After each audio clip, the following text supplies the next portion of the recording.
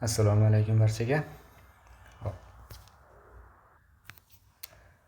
O'zbekiston Milliy pedagogika universiteti fizika kafedrasida talabalar uchun har hafta yangidan yangi mana shu tartibdagi olimpiada masalalarini berib borish va ularga yechimlar ham berishni rejalashtirganmiz. Bu masalalarimizning birinchi qismi bo'ladi, ya'ni bu birinchi masalamiz. Keyingi haftada yana yangi masala, undan keyingi haftada yana yangi masalalar beriladi. Hafta yakunida esa mana shu masalaga yechim berishni aytib o'tgan edik. O'zimni tanishtiradigan bo'lsam, men fizika kafedrasi o'qituvchisi Amirov Sarvar. Hop, birinchi masalamizni hozir shartini o'qiymiz va unga batafsil yechimlarni tayyorlaymiz. Bunday bo'lsa, qani ketdik. Massasi m va hajmi v bo'lgan sharcha yerning tortishish maydonida zichligi ro bo'lgan suyuqlikda doimiy v tezlik bilan tushmoqda. Suyuqlikning qarshilik kuchi shar harakat tezligining kvadratiga to'g'ri proporsional. Sharga qo'shimcha gorizontal yo'nalishda f kuch ta'sir qila boshladi. Kuchlar muvozanatlashgandan so'ng sharcha tezligining vertikal tashkil etuvchisi v1 qancha bo'ladi? Xo'p, jarayonni tushuntiraman. Demak, bizda suyuqlik solingan bitta idish bor. Unda m massali sharchamiz joylashgan. Agarda mana shu sharchani shunchaki erkin qo'yib yuboradigan bo'lsak, og'irlik kuchi ta'sirida pastga qarab harakatlanadi, unga Arximed kuchi ta'sir etadi va suyuqlikning qarshilik kuchi yuqoriga yo'nalib, mana bu yuqoriga yo'nalgan kuchlar va pastga yo'nalgan og'irlik kuchi tenglashib muvozanatlashgan vaqtida v tezlik bilan doimiy harakatlanadi. Bizga qo'shimcha sifatida aytib o'tyaptiki, f qarshilik kuchi k v kvadratga. Mana shunday ifodani bizga berib o'tyapti. Demak, agarda mana shu yo'nalishda gorizontal, ya'ni gorizontal rasmda o'ng tarafga ko'rsatilgan gorizontal yo'nalishda kichik f harfi bilan belgilangan, demak f kuch ta'sir eta boshlasa va bu kuch ta'sir etganligi hisobiga, demak, sharchamiz o'ng tarafga qo'shimcha v tezlik oladi va natijaviy tezligi mana bu yo'nalishda bo'lib qoladi.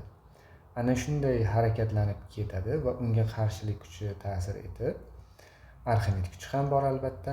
Ana shu barcha kuchlar muvozanatlashgan vaqtdagi tezligining qandaydir u tezlikka erishadi desak, mana shu tezligining vertikal tashkil etuvchisi nimaga teng bo'ladi deb so'ralgan bizda. Birinchi masalamiz bir antiqa qiziqroq bo'lish uchun aynan mana shu masala tanlangan edi. Bu masalani yechmasdan turib ham fizik qonunlarni bilgan holatda mana shu v1 tezligimiz aynan dastlabki mana bu v tezlikka teng bo'lib qoladi degan shartni aytishimiz mumkin edi. Nimaga deganini hozir tushuntirib o'taman. Bizda fizikada qoida borki,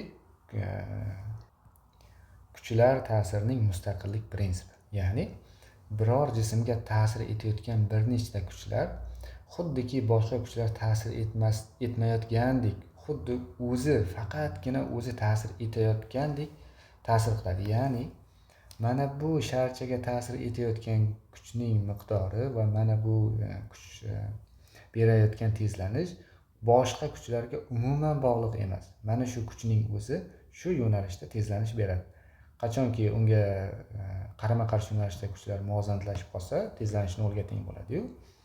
Demak, biror kuch ta'sir etadigan bo'lsa, xuddi shu kuch unga boshqa kuchlar ta'sir etmayotgandek o'zini yo'nalishida tezlanish beradi. Xo'p, shunday ekan, demak, shunga asoslangan holatda yana v1 aynan v bo'lib qolishini hozir tushuntirib o'taman.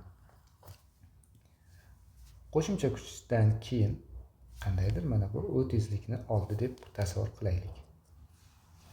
Mana bu f kuch, agar mana bu burchakni alfa deb belgilaydigan bo'lsak, u sinus alfa tezligini beradi. Endi vertikal yo'nalishdagi kuchlar pastga yo'nalgan og'irlik kuchi bor, mg. Yuqoriga yo'nalgan Arximed kuchi bor, f Arximed. Va jismimiz pastga harakatlanayotganligi sababli qarshilik kuchi yuqoriga yo'nalgan F qarshilik kuchi bor. Endi kuch ta'sirida buni yo'nalishi mana bu tarafga yo'nalgani uchun xuddi mana shu F ga teng bo'lgan X yo'nalishdagi ham F qarshilik kuchining X tashkil etuvchisi bor. Mana bu Y tashkil etuvchisi. X tashkil etuvchi va Y tashkil etuvchilar umumiy natijaviy qarshilik kuchini beradi. Endi X va Y kuchlariga alohida e'tibor berib qaraydigan bo'lsak, harakat, ya'ni mana qo'shimcha F kuch ta'sir etishidan avval ham Arximед kuchi va F qarshilik kuchi edi va pastda mg edi. Mana shu ikkalasi muvozanatda turgan edi. Muvozanatlashgan F qarshilik kuchida V tezlik ifodalanar edi. Endi X yo'nalishi ham xuddi shu yerda yozishimiz mumkin. F qarshilik kuchini X tashkil etuvchisi kichigi biz berayotgan qo'shimcha kuchga teng bo'lishi kerak. Mana bu qarshilik kuchini esa K proporsional koeffitsiyenti Vx ning kvadrati ko'paytirilgan F deb bemalol ayta olamiz. Teng F ga deb bemalol aytishimiz mumkin.